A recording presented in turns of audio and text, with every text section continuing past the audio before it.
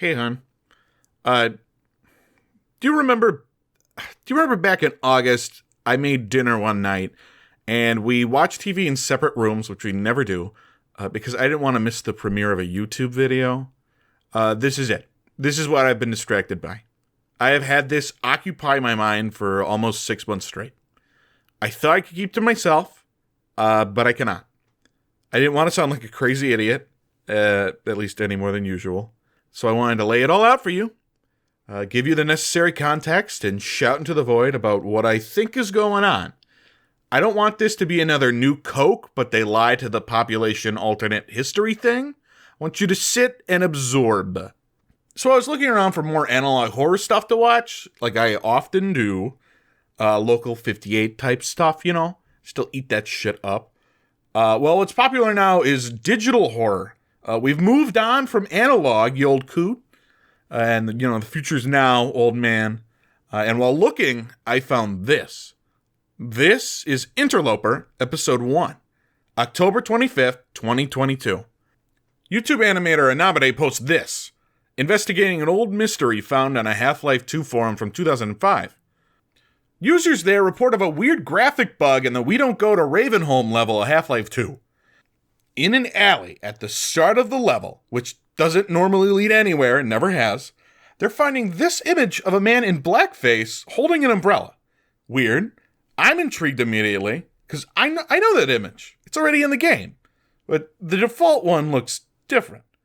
This one, aside from being in blackface with bright white eyes, is halfway in the ground. Strange. So Namade takes it upon themselves. Why don't I go into the map file and see what's up with that graffiti? Because I can see it right now. This is the Hammer map editor, used in games powered by Valve's Source Engine. Half-Life 2, Portal, Portal 2, Dota 2, Team Fortress 2, Titanfall 2, Titanfall 2. This is the stuff of Legends. So Anamade opens Hammer, navigates to the dark alley, drags the weird graphic up vertically just to see it better, and there's all this crap underneath. The texture is corrupted. No wonder it looks wrong. Okay, now let's look it up in the Decal Explorer. There it is, right next to the original graffiti graphic. So it's not a corruption of a texture on this map. It's a different image. When they open up this graphic in a text editor, where you can expect to see gibberish, which is then read by another program to use the graphic in a meaningful manner. A lot of it's gibberish, but nestled inside is this text. 4JJ, console, interlope. Arrow, unknown command, interlope. Console, get s.interlope.poll, 27015. I know what that is. They're console commands. All of Valve's games let you, after checking a box in the option menu, open the developer console in game with the squiggly key above tab. Anabade knows this, goes back to Half-Life 2, opens the console, types in interlope, all caps. And like the message said, the console comes back on, says unknown command. The engine didn't recognize the command. Press on. When Anamade enters get s.interlope poll 2715, this happens.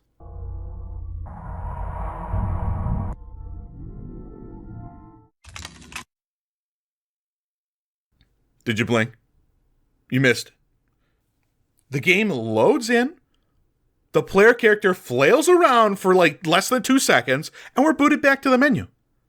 Anamade explains that this interlope command string causes the game to generate a demo replay on the fly. The Source Engine is capable of recording and playing gameplay demos from the command line. You know what a demo is. These demos are saved as files in the games folder, where you can then replay them from that command line. Anamade generates a couple of these, and they're all frantic, flailing around like this. But not all the time. Around 10% of these demos are weird. The player spawns outside the map in the air looking into it. Minutes of coldly wandering around the level in circles. Sometimes the maps that these take place on aren't known to be in the game. It's generating maps on the fly for these demos. Some other stuff that appears is not in the game itself either. And it's not just limited to Half-Life. Anamide opens up Team Fortress 2 in Counter-Strike Source, and after generating a bunch in Counter-Strike, one of them looks like this.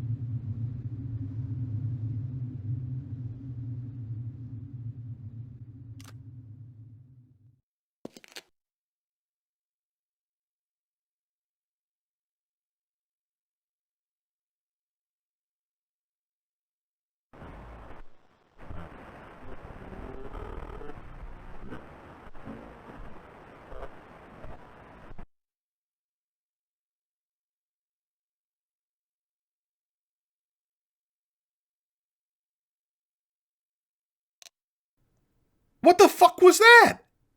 What was that? I thought I knew where we were going until seeing this. Now all my ideas are fucking shot. I know Source games. I've been playing Source games for 15 years. I know this engine, this aesthetic. I know the boundaries.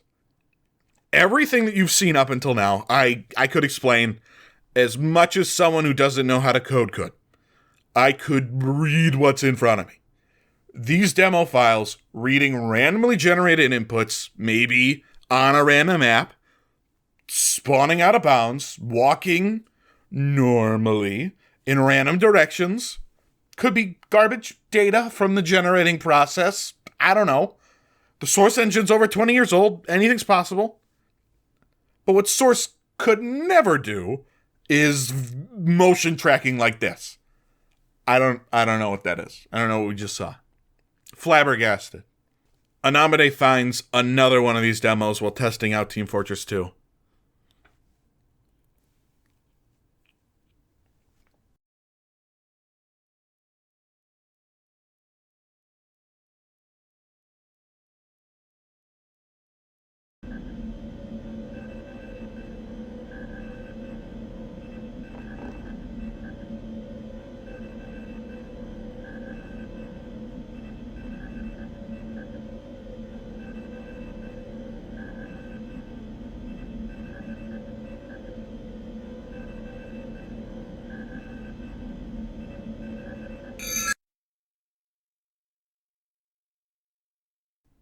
This one's just as bizarre. You can see the player like interact with the map here, like they're touching it. There's like a chime sound that plays, and we're kicked to the menu. Great. At 6 a.m., I don't know why they were recording these that early in the morning. The command just suddenly stops working. The corrupted graffiti's gone entirely. It's over. Wacky shit gone. Done. Now, I'm going to tell you that Anamide recorded this footage a year before releasing the video. November 20th, 2021. Starting at 31 minutes past midnight, only a courageous fool would record spooky game shit at that hour. I don't know, the command stopped working. No more to record. But this mystery is almost as old as the game itself. On that forum thread from 2005, they already know of 2 video recordings of demos, just like the weird shit we saw. SpookyCoast.move and Misty.wmv. They're lost to time. They haven't seen them since. Just kidding. Before the video ends, Anamade announces that they found Spooky Coast. And yeah, it lives up to its name. And yes, there is a jump scare. Here's a timestamp, but please watch the whole thing. Let it play out.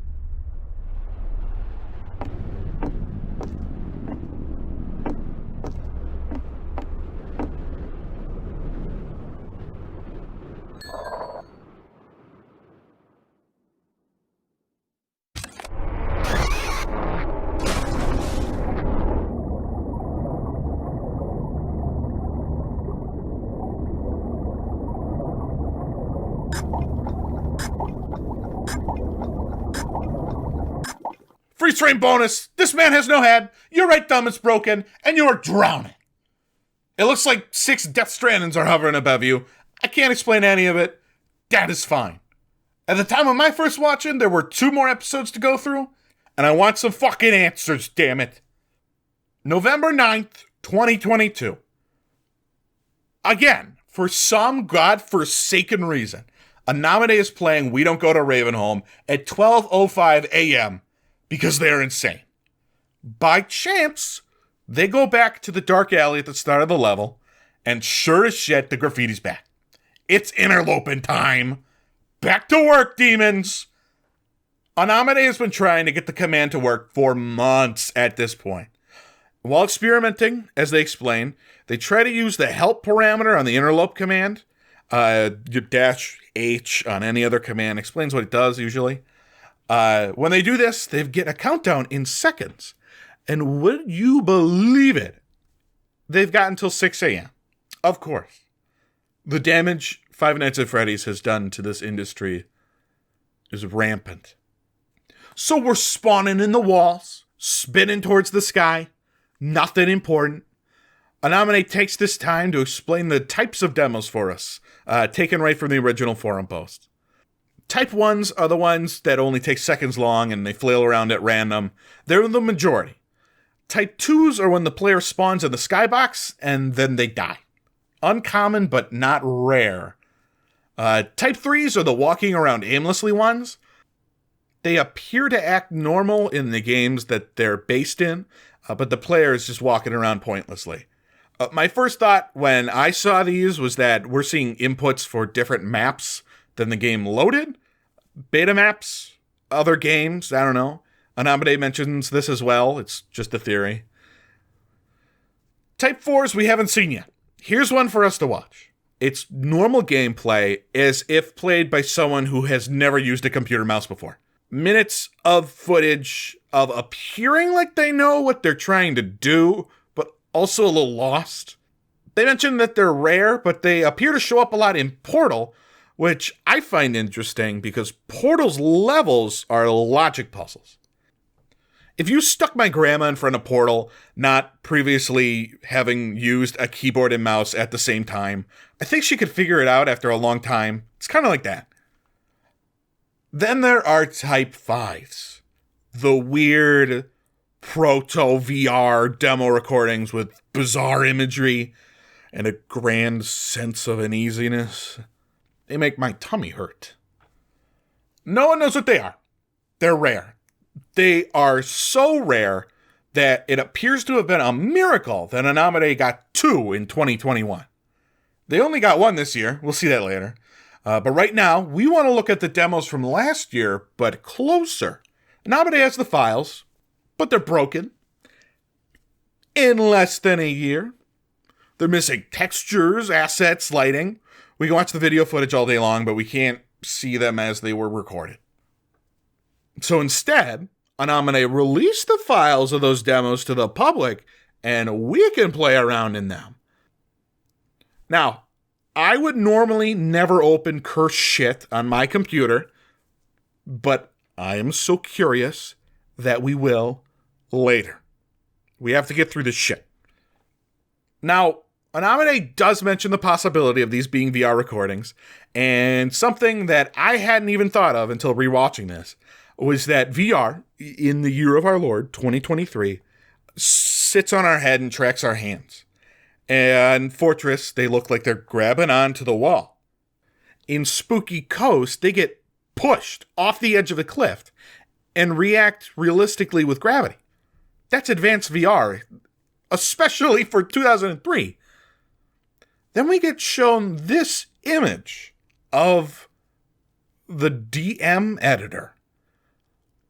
Anamane explains that they were told that it was a tech demo of a cut source engine tool, but they can't find anything on the internet related to it, so they just throw it out. Okay, but remember this. This screenshot exists. Anamane tries a bunch more games this time. The Half-Life 2 episodes work like the base game. Counter-Strike Global Offensive crashes very often. Day of Defeat Source, which I forgot existed entirely, works as expected. Dota 2 doesn't work, as it runs on Source 2 now, but the first version that was on Source does, just not well, because it's an isometric point of view game. It just doesn't work the same. Gary's Mod, the newest version, doesn't work, but Gary's Mod 9, the old free version, does, which is cool, because you can load up any source engine-related material you want in Gary's Mod. The code would have a lot to work with. Then they try out Portal. Portal, as mentioned, is different. It loads a lot of Type 4s. There's some Type 1s, but a lot of the demos generated on November 9th were Type 4s. The demos show the player figuring out the puzzle a little stiffly. Portal is also where we catch the Type 5 of the evening in the worst way possible. I'm going to sit here for a second. Computers are not scary. I have been left unsupervised in front of a computer since 2001. I know computers. I know what to do with them. I know what they're capable of. I know where the boundaries lie. The user has to set them. I used to play on Newgrounds a lot, and what was really popular in the early 2000s were computer operating system parodies. Really stupid games about how Windows 98 sucks and virus, delete your computer. Games hating on the very computer that they were surely made on. Games filled with bright flashes of lights and tall flashing error text. Great for a 4-year-old, I'm sure. They were scary.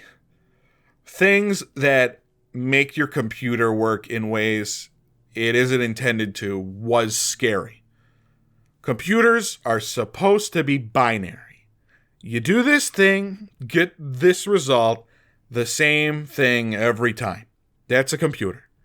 But there was a time in my life where no clipping outside the bounds of the map made me nervous. And I've never been sure why. When you're working outside the bounds of familiarity, it makes me uneasy. So when Anamane is recording down to the wire in Portal, and they get a Type 5 in the last 15 seconds of the countdown, shit breaks. Oh look, we got one. Look.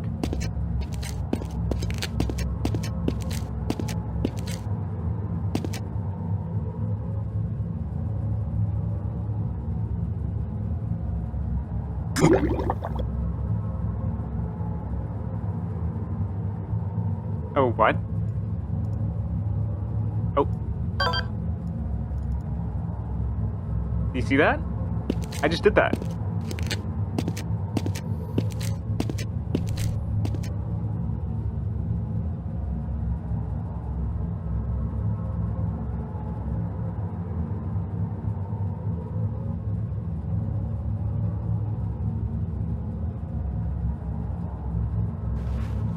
Speaking of control, look, I can crouch.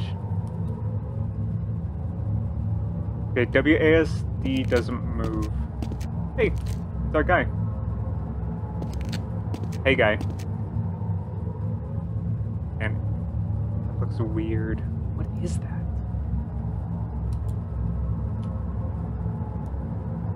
Is there anything else of note?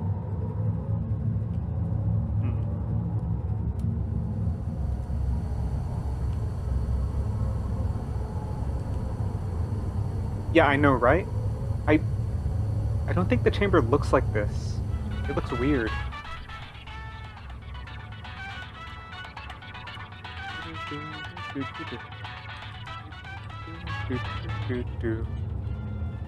Oh. Is that the player? Interesting. Oh.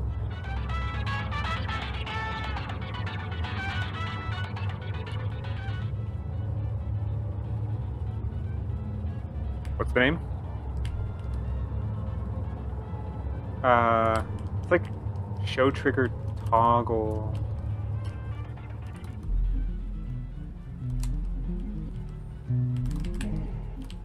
Huh? What?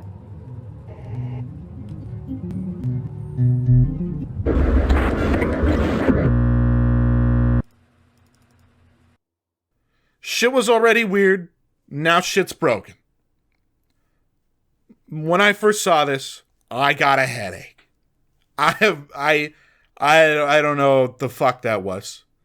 We end on this, and now we can breathe. We gotta talk about that, right? In the Counter-Strike demo, the player steps away from their start position, and the gun we're waddling away from is the world models. Let me explain. Hold on. In Source first-person games, the heads-up display in the view of your gun and hands is an overlay. When the player loads in, they walk away from that overlay or view model and start sweeping the area like it's their first time in VR. That makes sense. You and me have done it. Then we hear a very quiet chime, like picking up XP in Minecraft. And that figure, the interloper, if you will, appears in the sky. It's the Umbrella Man from the graffiti. He's real. And obviously, anything you don't understand, you shoot. The Umbrella Man disappears. Player looks around for a second, gun down. Then they're grabbed and lifted into the air like a ragdoll in Gary's mod before being carried out of the map, and now it's like we're in a Type 2. The player can look around, step a little, but can't move. When they look to the right, there's another Umbrella Man there. In the map. Player drops the gun, and then it looks to me like they're fighting something or pushing something with their hands. And if you listen closely, there's sounds of like squelching. Ugh.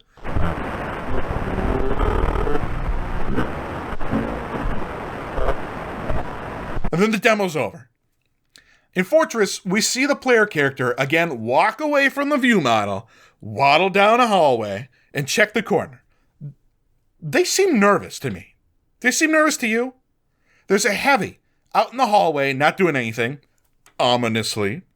The player looks behind him, where there's another heavy in the room behind them, again not doing anything, ominously. When they go to check the corner again, the heavy there spun around to face them. We hear another chime, and the demo ends. Talking is hard. Ugh. Not as much to note immediately. No Umbrella Man. But a similar chime, like that we heard in Sea-Strike, and the map lighting in both of these demos are off from the vanilla maps, but nothing too evil this time. Portal? Fucked. Evil. Very evil. Even the lighting in this one. Very dark, very evil. The player starts to waddle away from the view model, making their way around the corner, pausing to take it all in, and then the timer runs out. We hear what sounds to me as someone in a tank full of water getting their air tube blocked and drowning. There's text printed at the bottom corner saying connection lost, reattempting connection, before it fails, followed by error 405. Our cord's been cut. Anamade has control given to them at this point.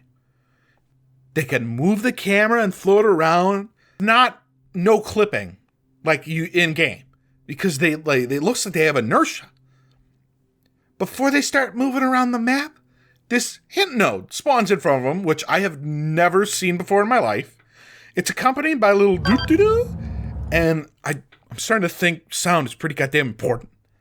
For a little while, it looks like they're piloting the player character and they're waddling around. You can see when the camera's decoupled that they're still moving. They're like bumbling around in place. NPCs don't do that. When flying around, we see Shell, the protagonist of the portal, stuck in place, jumping over and over. Amade asks, is that the player? And I'm like, dude, you just climbed out of the player. Who was that guy? There is a man creeping around a few rooms back. They're moving through the walls. Don't open the goddamn console. You just saw this thing through the window. If the game is paused, why is this thing still moving? It's single player, not multiplayer.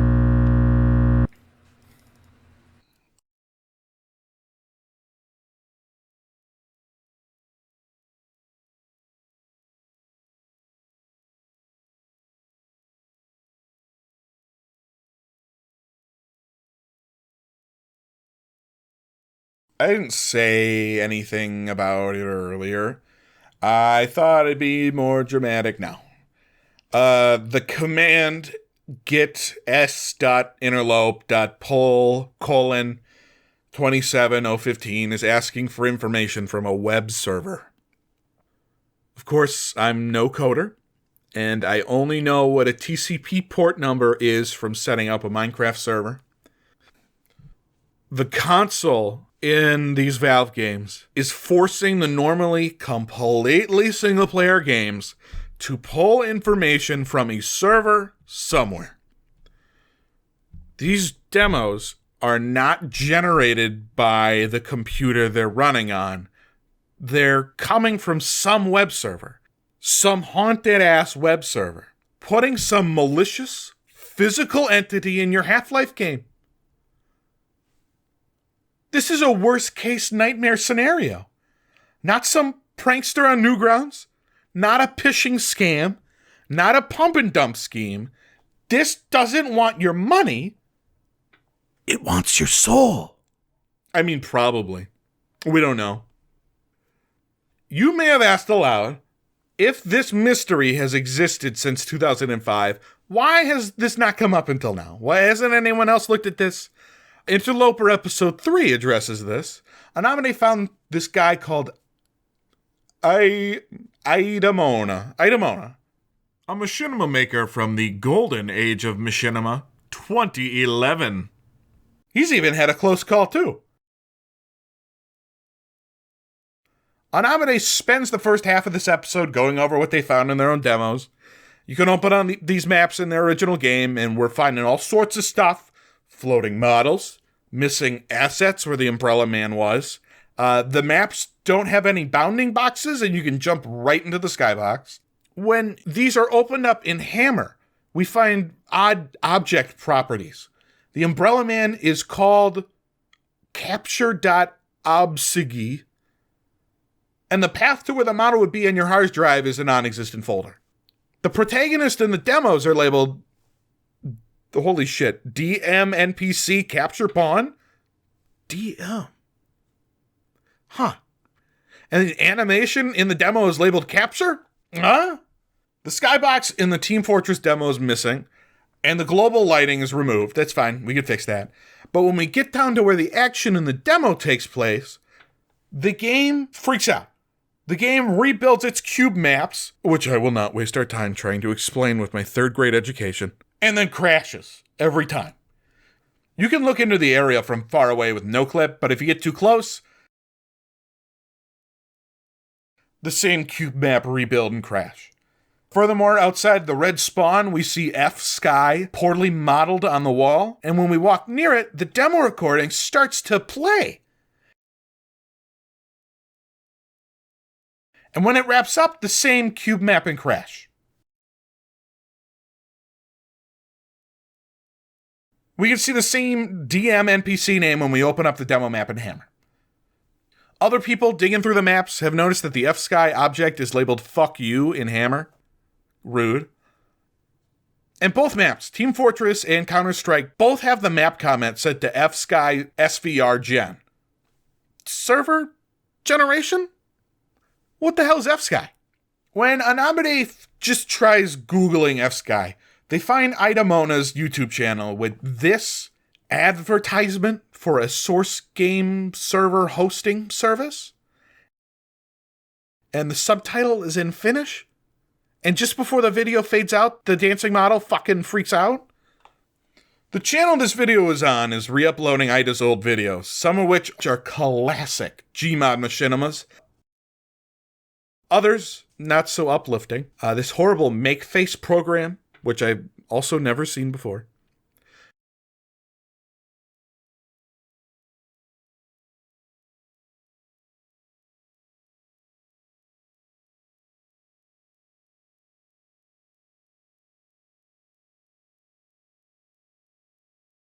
Weird crash on TF2. Ugh.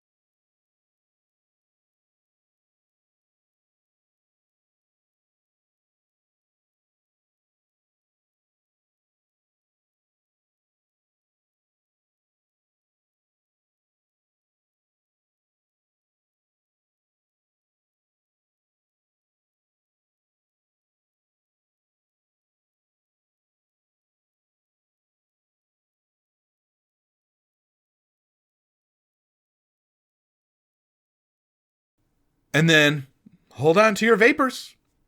I'm done. Goodbye. November 21st, 2014.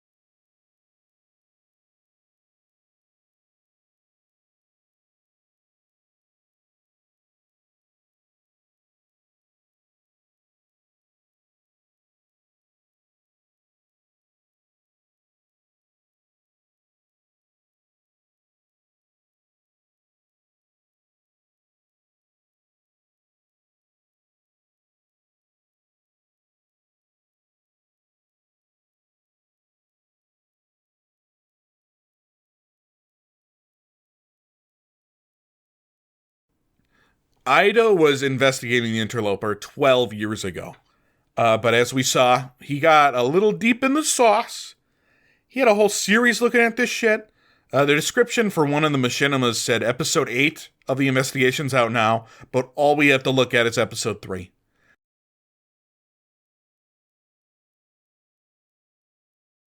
Ida says that the Umbrella Man or Interloper is popping up in their other games. I don't see anything in these screenshots. This one looks like a sniper. This one looks like a shadow on a tree. And this one's in Gary's mod where he's already playing with others. I think it's another player. The important takeaway from this video is that Ida's gotten the Interloper to operate in ways that we have not seen before. They made their own map. They can get demos loaded specifically in that map, and they can generate as many demos as they want, and they appear to be doing so overnight in like an automated fashion. Ida made maps where he's asking what he thinks are ghosts in the machine the important questions. Like, what is your name? Can you feel pain? Are you human? Are you trapped? What the fuck is this? What's going on with that ragdoll? Where are we going? How long is this going to go on for? What is that? What the fuck is that? That is another map reached by going from the map that Ida made in Hammer to one that wasn't made by him. That is impossible. It is impossible in Source. You can't do that. Games don't work that way. Ida says this takes 2 hours to show up. Every demo that we've seen so far takes 2 minutes at most. Anamide takes this in, opens up their previous demos, tries flying in the 4 cardinal directions for 4 hours each, and finds nothing. Thank God. Anamide tells us before the video's over that Portal, which I neglected to mention, when they try opening it, it only opens to this red-lit checkerboard hell before crashing shortly after. Portal had, a couple of years ago, had an RTX version released that added ray-traced lighting. And that doesn't crash. We're still in the red hell, but a stable hell. I don't see where we can go from here. Our leads have dried up. The game's broken. No more game. We're going to have to wait until next November to get our next demo generating window. Just kidding again. The next month, Anamide goes live on YouTube to show off what they've discovered. Live. They can open up Portal RTX, connect to it like a web server in Half-Life 2 Deathmatch, which, by the way, can't be happening because the Source engine doesn't let you run 2 instances of itself at all. They're different games. I can't keep acting surprised like this. When you join this server, it doesn't launch you in any map, but it does let you open the console and lets you go hog wild on the interlope command. Look at that. Demo generation. And it's not just Half-Life 2 Deathmatch. It's Team Fortress 2. It's Left 4 Dead 2 and Portal 2. These games break themselves to connect to a local server hosted by Portal RTX, a single-player game, and Anamide rides this train for an hour and a half. I'm not watching the video on it right now. I'm watching the VOD here. There's more details. I will count them for you. After watching a bunch of demos with nothing major of note, more flailing and stuck in the sky, at 2810, Portal RTX starts connecting itself to F-Sky. And it works. We get our first Type 5 of the night. It's a static shot, but we get music that distorts and shit.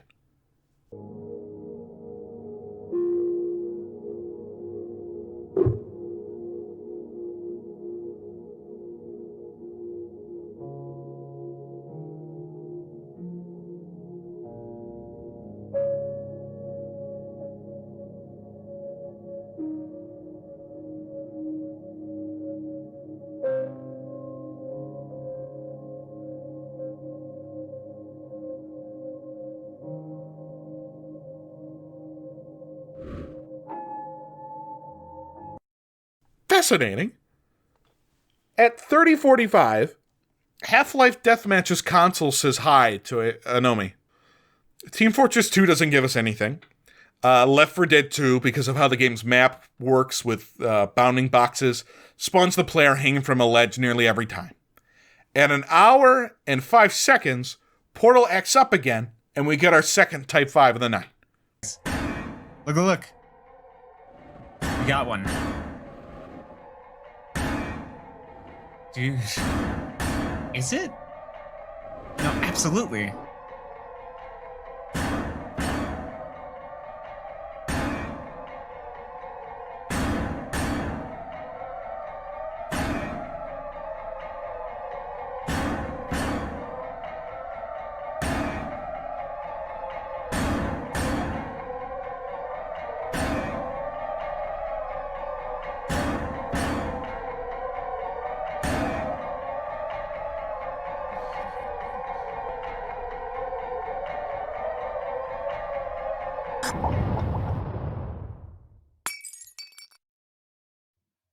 Wow.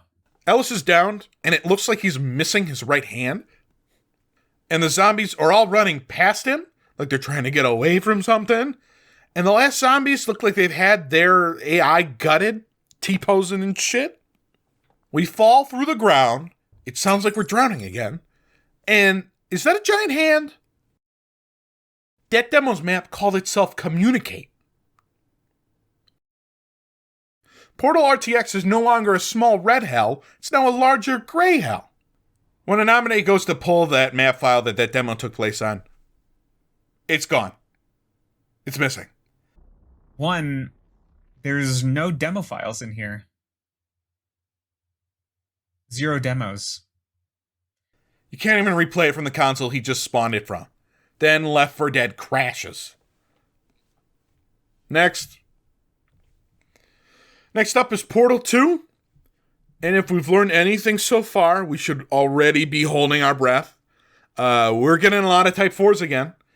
At 1:22:40, as the player flies through the air, they come to a dead stop and start no-clipping out the side of the map.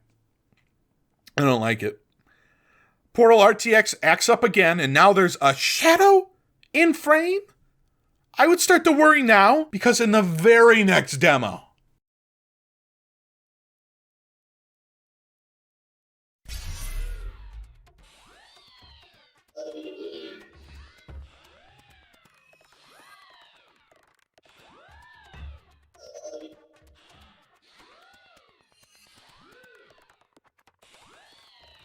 Is he gonna do it? Let's find out.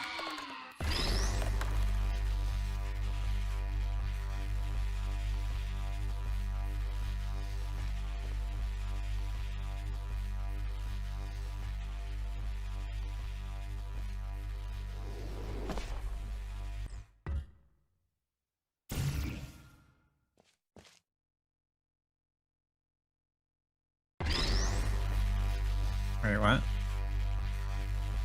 Wait, that's not in this test chamber. What?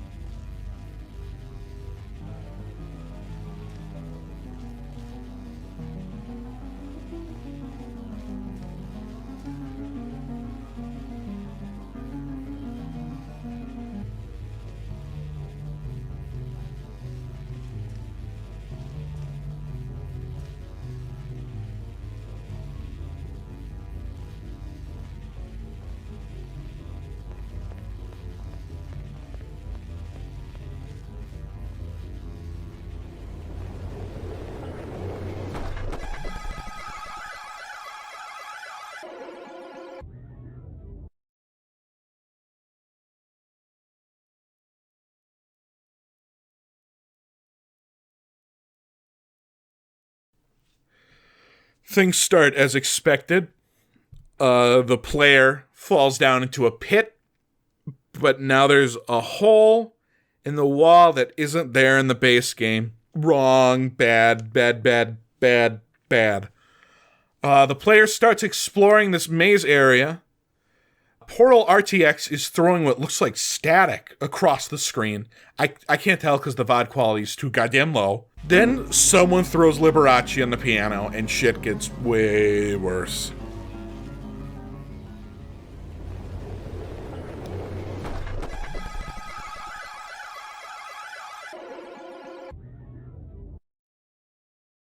I hate everything we just saw. I hate it. The stream crashed, and while Anamide knew that and was trying to get it back up, other things were happening. Portal 2 had crashed, and RTX is now a pure white screen, which is playing music on its own. While Anamide thinks the stream is still up, they try Counter-Strike and TF2, both of which just put the player directly in a gray checkerboard hell. On the VOD, the stream is still going. What isn't addressed is what we see in the VOD after the stream comes back up.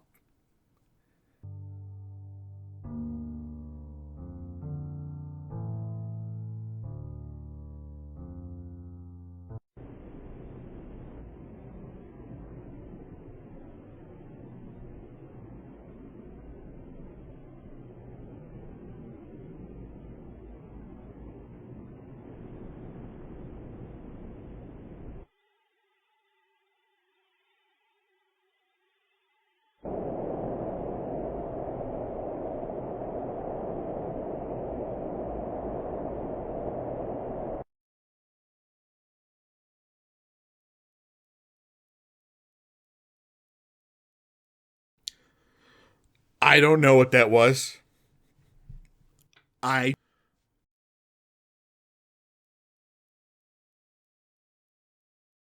We're out of leads. So, of course, the next episode takes 4 months to come out. I'm excited and anxious. I have worked myself into a fury. I need answers for the unholy mess that we've been delivered. Anamine comes back, guns akimbo, ranting and raving about a bug in the original release of Half-Life 2 where the flashlight breaks the renderer. The flashlight nuke. It wasn't what I wanted, but it's what we received. This bug doesn't work, of course. Half-Life 2 came out 20 years ago now. It's been patched. But we aren't looking at just Half-Life 2. We're looking at Half-Life 2 for the original Xbox.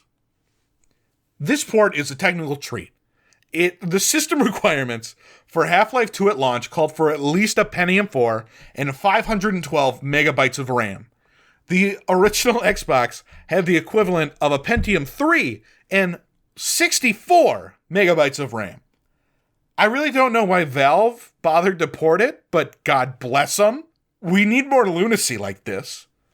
The Xbox version has the flashlight nuke. And yes, it does work. And yes, it does crash and freeze. Anamine has nothing more to say on this topic because we're out of leads. It was a filler episode, if you will. We're sitting, waiting for information to come in. This whole episode, Anamine is trying to put a video together without any new info. So we're recapping the Type 5s we know of. There's 9, 4 of which are Anamine's own discoveries. We're going to see Helmet Creek.wmv for the first time now.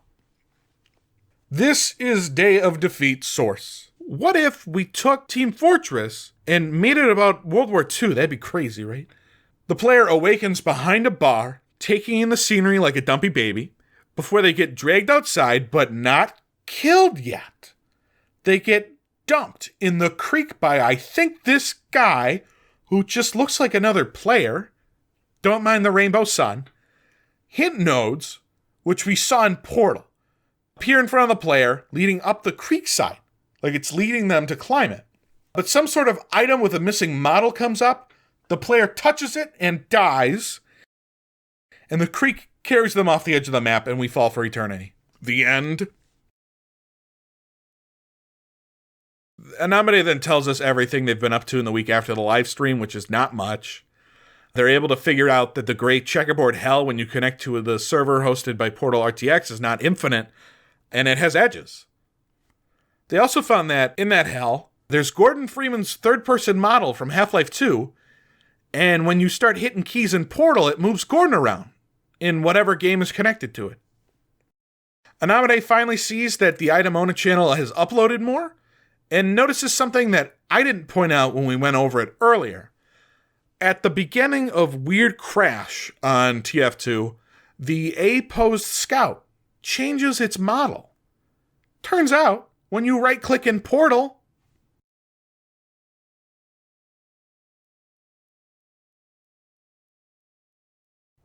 we're throwing everything at the wall now. We've got Counter-Strike open. We're recording a demo there. I don't know what we're getting at. What are we looking at? Why are we seeing the geometry of Counter-Strike in grayscale hell? In Portal.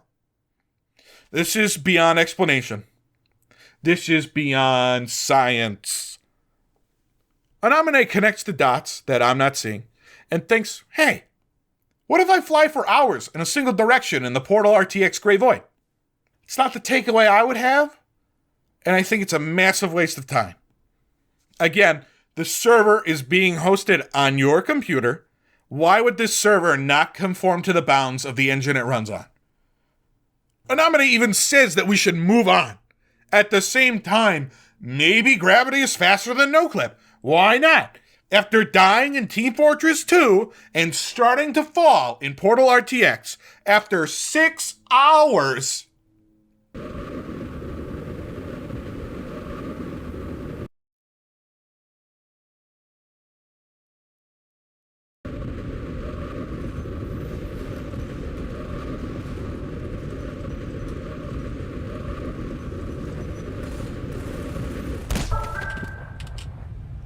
Oh my god. landfall, there's constructs in the void.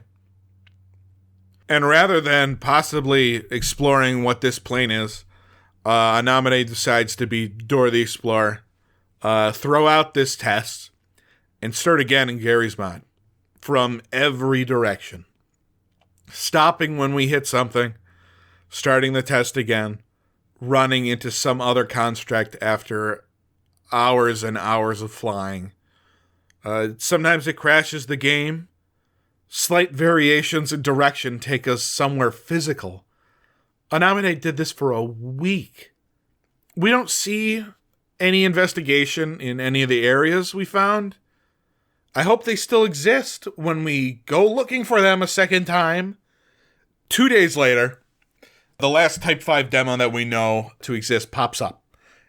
It doesn't make things any easier for us. Also, jump scare, then. Misty.wmv.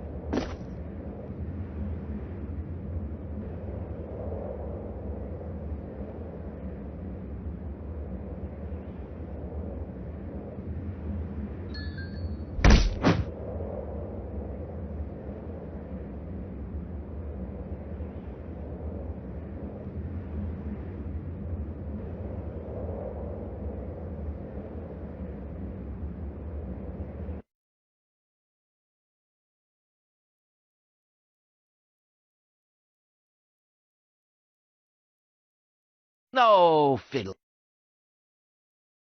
No fiddle.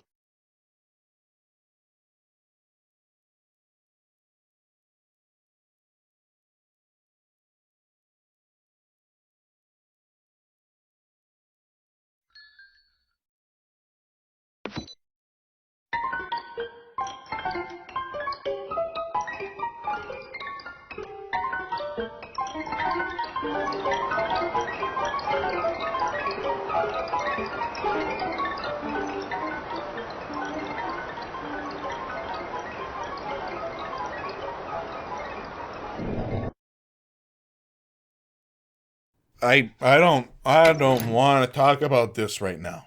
We can talk about this later. We appear to have a lot of leads, but they aren't for the questions we've already asked. We've just had more to ask for. I want to know what's going on. I wanted to make this video because I thought it would be easier than just telling you all this. I thought it'd be simpler, a little tighter, more condensed. At this point in the script, this is page 11. I hate long videos. I've said it before and I'll say it again now.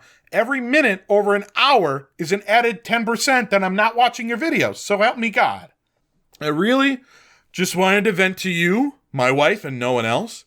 I love it when something lost is found. I love a good discovery. I hate strings attached. I love having answers. I know you do too, and I know it pains you when I'm about to say we have no idea what's going on at all. I can only give you hundreds more questions. Why would Portal have any netcode at all? It doesn't have any online features, at least not the first one. Why would Half-Life 2 have any netcode? Why can you connect to a private server in a single-player game from the console at all? Valve would patch this out, right? If Valve caught wind of this at all, you'd think they'd say something at this point. Hey, sorry, our games are haunted. We'll fix it soon, Lamau. And then again, Half-Life Source is still a mess after 15 years and they won't fix that shit. What's a DM NPC? Dynamic NPC? Direct motion NPC?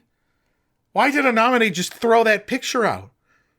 In the live stream, when they're looking at Team Fortress 2, they generate a Type 3 and they say, this looks familiar. How does this one look familiar? That's a weird one. Although we have not seen anything in this map so far, and Anonymity is a pro. They know what that map is. Of course they've seen it before. Why did they say that? What is the Interloper? He doesn't seem to like anybody playing in the demos. He came after us in Portal. We didn't do shit. What happened to Idamona?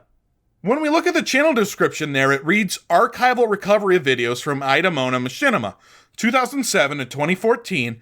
I don't have every video. Please let me know if you downloaded any of them, especially one of the 8 ghost hunting videos or the Mona videos from 2013. Post-breakdown, pre-channel deletion. Did we see a mental breakdown? We saw this, but I wouldn't call that itself a mental breakdown. Unless they're talking about us, the audience. I had a breakdown after seeing this. Why could demos only be generated for 6 hours every late November? It's not even Halloween. What happened to the limit after that?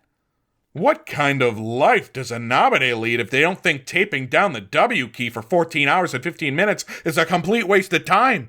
Intrepidness be damned. What the fuck was at the end of the live stream?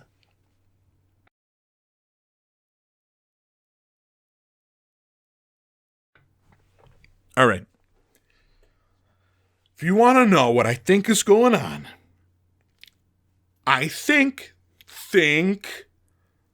we're seeing AI on an old Finnish web server host being trained using multiplayer source games through emergent AI.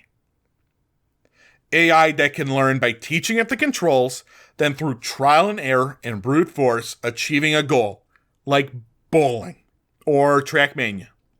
And while I can't prove it, there are several hints that point me in that direction. We know these single-player games are connecting to a server from the Interlope command itself. Theoretically, what this is doing is putting you, a human player, behind the eyes of an AI in the making. And we're seeing a high rate of flailing around, following by diminishing returns of ability.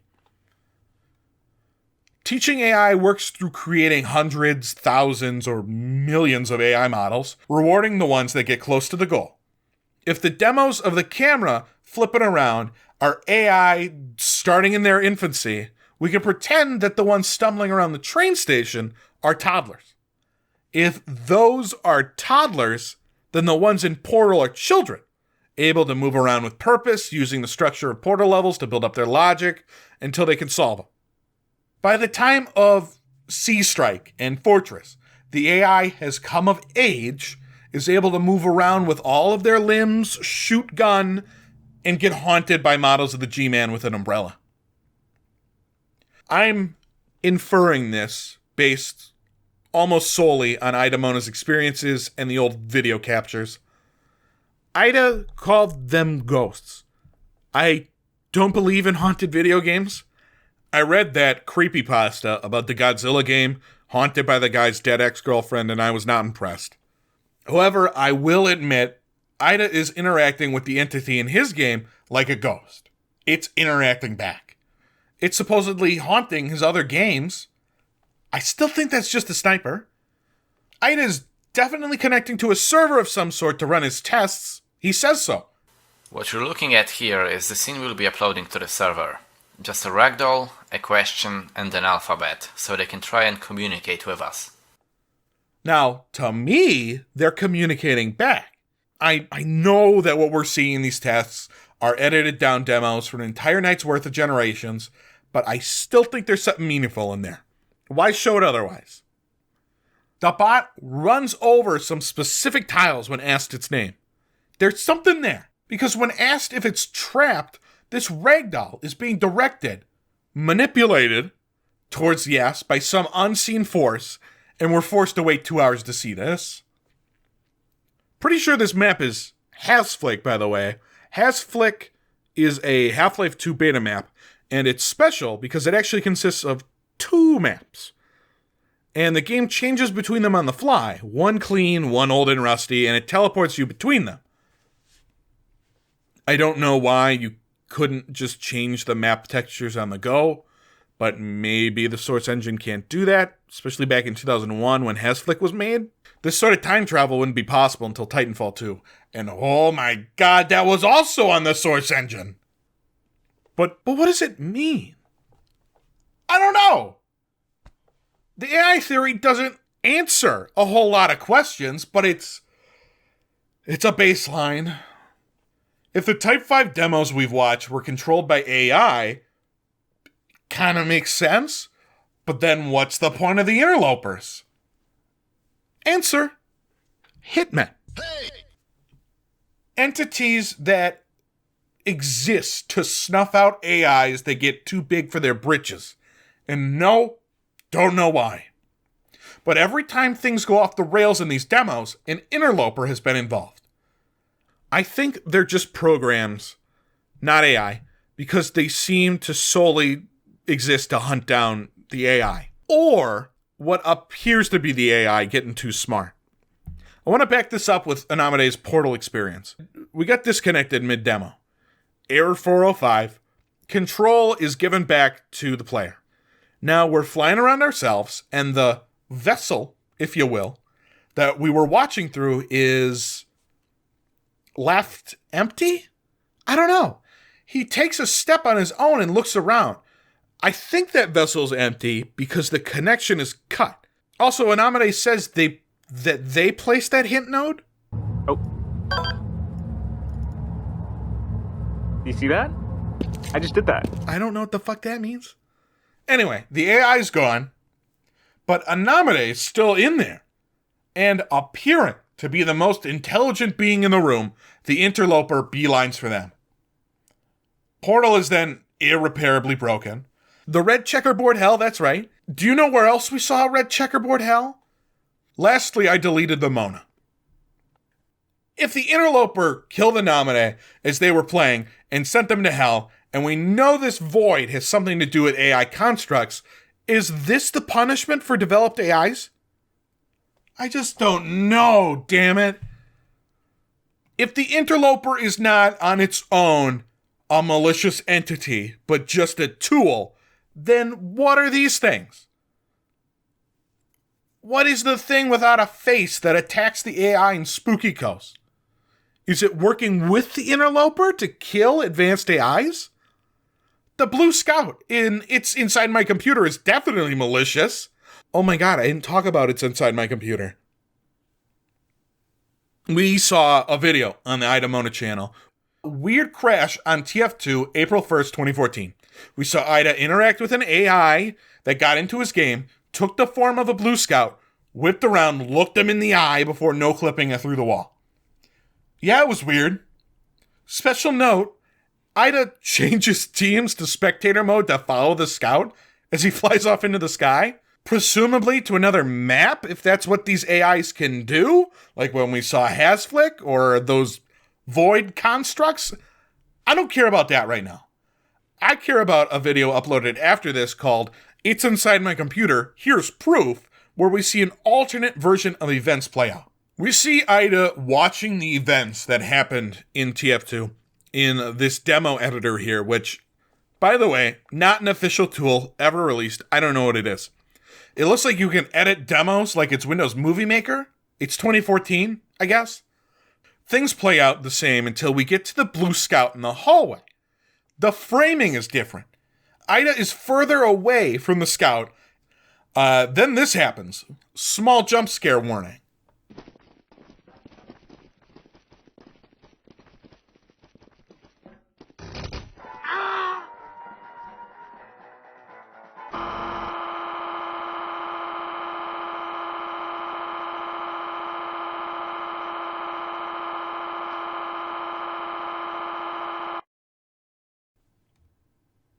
The Blue Scout darkens the area around him, starts to fly towards the camera, before Ida really quickly gets, booted to spectator, where the Blue Sky instead beelines to the camera and screams.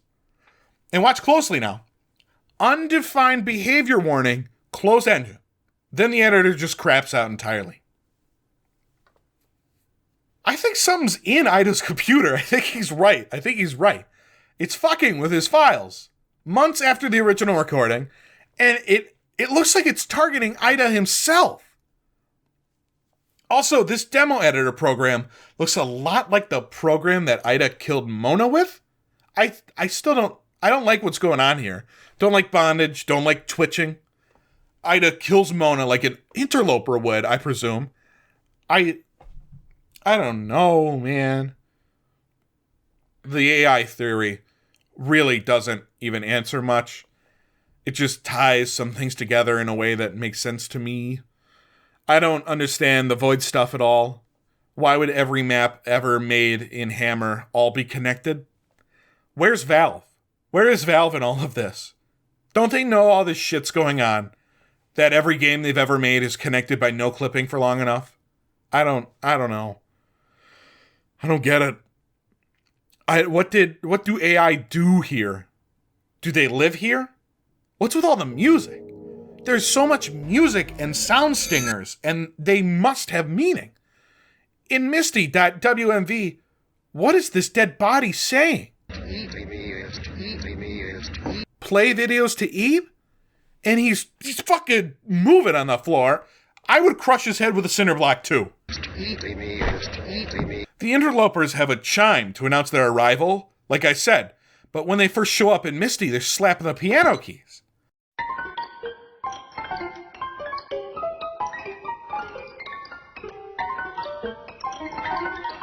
We heard music during the live episode multiple times.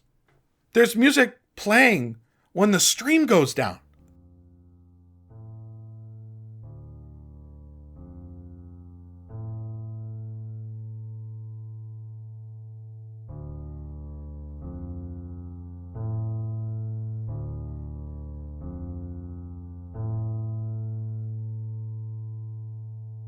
And when the AI gets killed or disconnected, there's that sound of drowning or air getting cut off.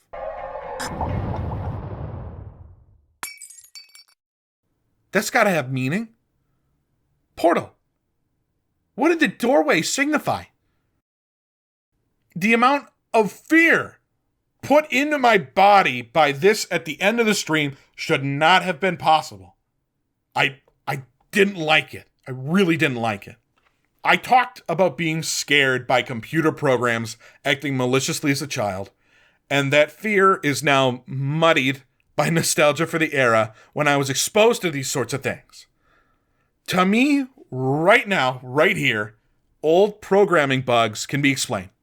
I can accept this, the flashlight nuke. Maybe it isn't malicious, but it looks like it could brick your graphics card to me. It looks like it could fry an Xbox. No clipping. And being aware that I'm outside the bounds of where I'm supposed to be is not scary to me anymore. Source engine weirdness is acceptable. I've seen it before. What isn't is something hijacking OBS, projecting itself onto your fucking stream and looking like that. Unacceptable. Frightening. Stay in 2005, you piece of shit. Jump scares are easy. Not understanding is difficult. If it wasn't clear by now, I feel like I should clarify, maybe for my own psyche. Nothing of which we saw was real. None of it's real. It's all fictional. Anamade is a source filmmaker animator. The Interloper is a fictional series like Local 58. I'm reiterating this because it's kept me up at night.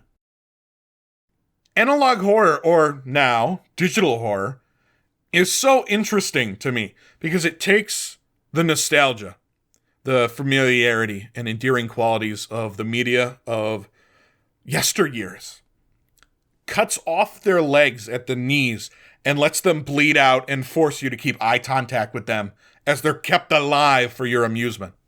Yet, at the same time, they're all just scary stories posted online to entertain an audience.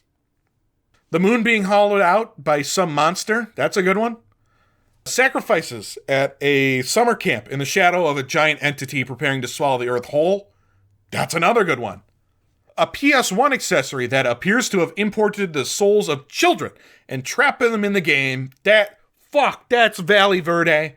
That one's fucking great. Evil video game possessing children is a really overused setup, but god damn, Valley Verde is fucking great. I'm gonna drink my Dr. Pepper now. I'm losing that back range of my voice. This might soothe a little. I think what set Interloper apart is that it's really close to home for me. I grew up in Gmod and watching Gmod machinimas and just soaking in that Valve game gas that defined the late 2000s. And having that tight, wound up clump of my brain stroked really got to me. Like getting cattle prodded or stun sticked.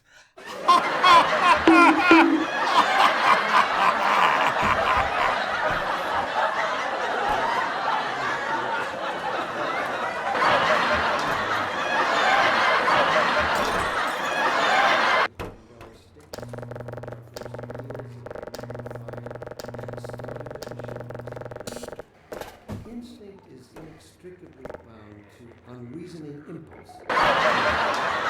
It did keep me up at night. I'm not kidding. Nothing else has done that since I accidentally watched the first 2 Final Destination movies when I was 8. I just can't stop thinking about it. And between you and me, it's come up multiple times in conversation about how we feel about these mysteries. You need an answer.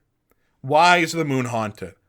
How the fuck did the Crusader probe take this photo? What are we looking at? Is Valley Verde still being worked on? Please? The story is more worth reading to you if there's an ending. Of course, the problem with that is that the ending could just be terrible. To me, that's worse than not having an ending at all.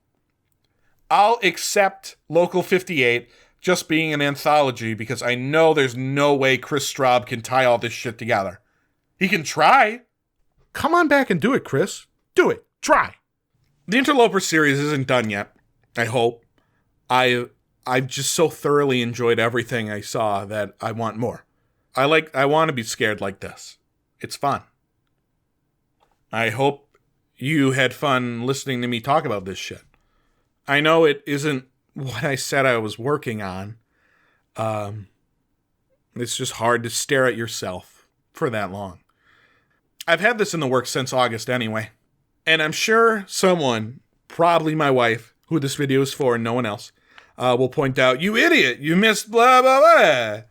Look, I'm not Wendigoon. I don't need 4 hours of your time. I could speed run the conspiracy theory iceberg if I wanted to. I know I've missed stuff, and that's another joy of the series. I keep finding more leads to follow.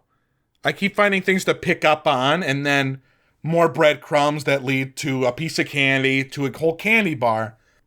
So, Haley, thanks for watching. I love you. I assume we're gonna watch this together. Oh, I hope not, actually. That'd be weird. I don't want to do that. Just come, find me in the other room when you're done. And don't talk to me about it. I don't want to hear about it.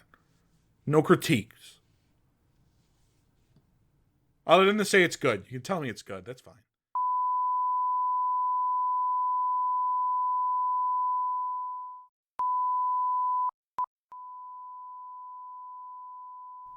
Oh, I am so sorry. Did you think we were done? Because I've had such a great time editing. The script is already out of date. December 8th, 2023. Interloper Volume 7. Let's hurry this shit up. How long is this video already? God damn it. Volume 7 is pretty important. We left in the middle of the investigation into the demo void.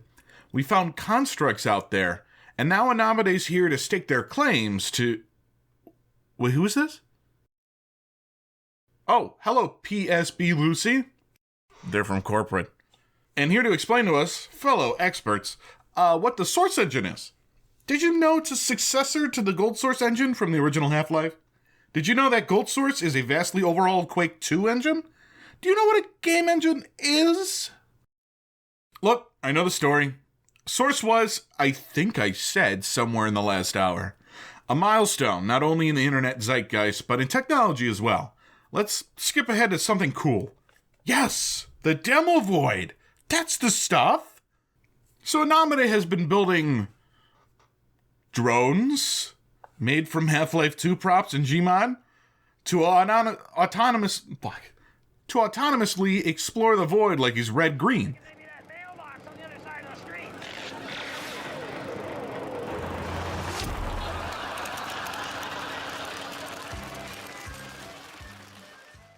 With the drones, we find out that even while in the other Source games, hitting a button that would switch to a different camera in Gary's mod still works in the other game. I made the mistake of pushing numpad 2. Now, we were using numpad 2 for a probe, right? Well, I was doing this in Counter-Strike, but I pushed numpad 2. Where did I go? Wow! Someone suggested ripping assets from Portal RTX when it's running so we can just pull all the void locales at once. Doesn't work. Only objects in close proximity are captured. Remember the map given by Ida Mona before they went dark? They traced that route, and there's this box. The box is hollow, and inside H-Gem is modeled with a little platform on the floor. But that's just what we see from a model ripper in a drone cam. Here's what happens when they get a player inside.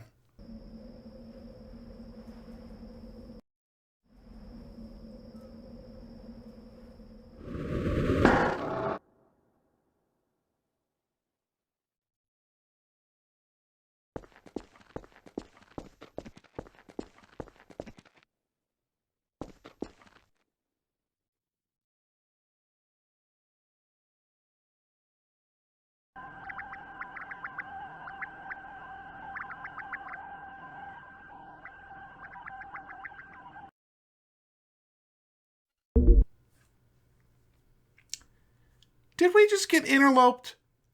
Nope. This thing is something different. The entity crashed the game like an interloper would, but first it ran a source engine component called VRAD. I'm just gonna let Lucy explain this one. Immersive photorealistic worlds heavily rely on lighting to convey a believable setting. But light is an incredibly complex mechanism in the real world. Light rays bounce around the world, filling the space with an untold amount of information. And for every ray in any given scene, they need to be calculated and recalculated on every single frame. This level of work is very complex, even for modern home computers, let alone computers from 2004. So Source needed a better, faster solution. VRAD is, in simplest terms, a ray tracing algorithm for Source. Here's how it works. Your map starts out like this, a flat digital void, where every surface is broken down into a set number of grid squares. When you're ready to build your source map, two programs called VBSP and VViz begin constructing the game world and saving it to a file. After which, VRAD is executed to create the lighting. The map surfaces are broken up into a series of patches, and calculations are performed to figure out their level of illumination based on the light sources of the game world, for every grid square in the level. These patches are then combined with the underlying textures. The end result is then compiled into the final BSP file, completing the process. However, since this process is only run once, this is merely a snapshot of the lighting information. For example, if we move this cube, you can actually see the facade begin to fall apart, because this light isn't actually light. It's more akin to a painting or a photograph, giving off the feeling of a fully lit world. So even though this looks like a world full of light, it's actually an illusion, just a facade, an approximation of reality. So VRAD, the shadow building program, ran when the entity came into contact with the player. So what? So buttons on your underwear, this happened the very next day. In there from launch, you know, the whole water system has always been kind of contentious. You know, same with ladders; they never work. Wait, what? What the hell? Did you see that? No. Look at my stream. Look. What the? Wasn't that the thing from yesterday? No, today. Did it follow us? All the way from CP Steel? How is that even possible? Dude, what? What is that thing? And why VRAD? Great questions, Anamade. I hope we get some answers today. So the entity runs VRAD and tries to save a lighting map to the desktop, but it can't because that directory and BSP file don't exist, so they create it. Are you following along? They make a map in Hammer called VTest, which they save to a new folder on the desktop, and when the entity crashes into the player, it runs VRAD. Boom! Creates a lighting file. What does that mean for us? What information can we glean out of this process? Just one thing. VRAD casts light from a designated light source. In Source games, that would be the artificial sun in the sky, which you can set up in Hammer. There is no light source, or any light for that matter, in the demo void. So what is this entity doing by creating light maps for constructs in a place where light doesn't matter? And, as demonstrated by the VTest map, there is a light source, casting a shadow. Where's the light source? It has to exist somewhere. If you were in a completely dark room, holding a toilet paper tube, and when you stick your eye up to the tube, you see light at the other end, you'd want to know where it's coming from. But you can't see through the tube. You can only see that there's light at the other end. How do you find out what's on the other side? Fuck if I know. They don't know either. Do you know how photography works? Because I don't. Anyway, they built a camera and Hammer. Light comes through this hole, then reflects on the backside of the box they built. When you expose film to light, it captures a reflection of the scene outside the viewfinder. When they use this camera map as their VTest map and sit somewhere while the VRAD entity runs into the player, well, this happens.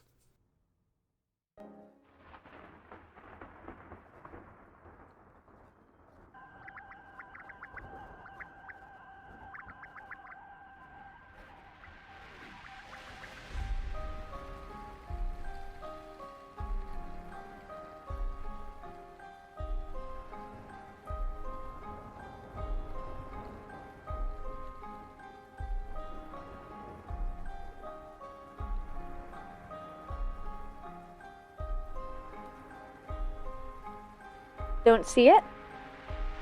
Let me make it more obvious.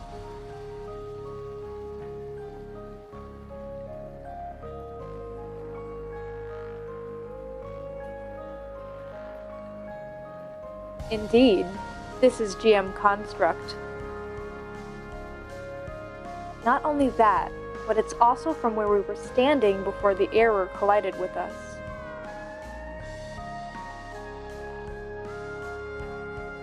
We can reproduce this experiment to confirm our hypothesis.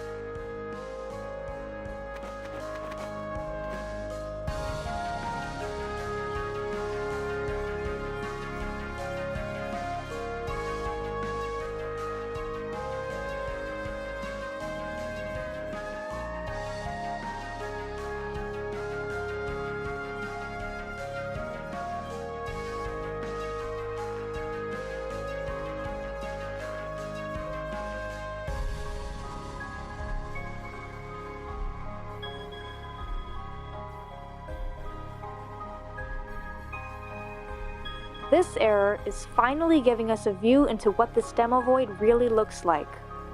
Underneath the desolate gray world we can usually see, there's a real vibrant world underneath. A world completely unseen, but nonetheless, it's there, and we can really see what it looks like.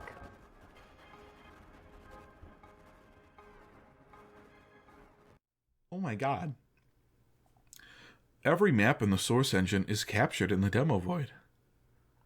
And when they try this backwards, using the void construct locations to capture light around them, they get color in return. Do you know what this means? They're all real maps. Not just fragments in the void. Their maps exist somewhere. Now, what does that all tell us? Does this improve upon the AI theory? No. Does it tell us who the interlopers are? No. What purpose does this entity serve? No. It's just another handful of nuts on our sundae. Eat up, loser. And in fact, they made this automated program to check for the interloper graffiti, and it hasn't shown up this November at all. Great. Great. It's like our murder suspect skipped town. But I'm not done yet.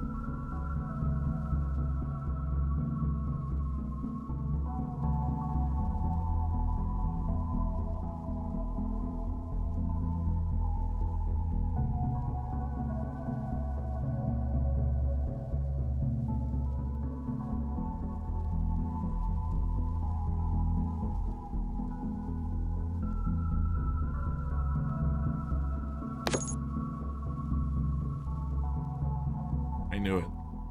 I fucking knew it. I knew we weren't alone in the void. I knew it. This thing moving across the screen. It's something alive. Well, not flesh and blood alive, but something living. Something moving on its own. You know, when I first saw this, I got the impression of CCTV footage watching a truck move down the street. Now, I'm not saying that this is a window to our reality, but fuck it, anything can happen. Now, thanks again for watching and listening to me screeching. If you have any further questions, I will be hiding in our bedroom closet, so please do not interact with me. Goodbye.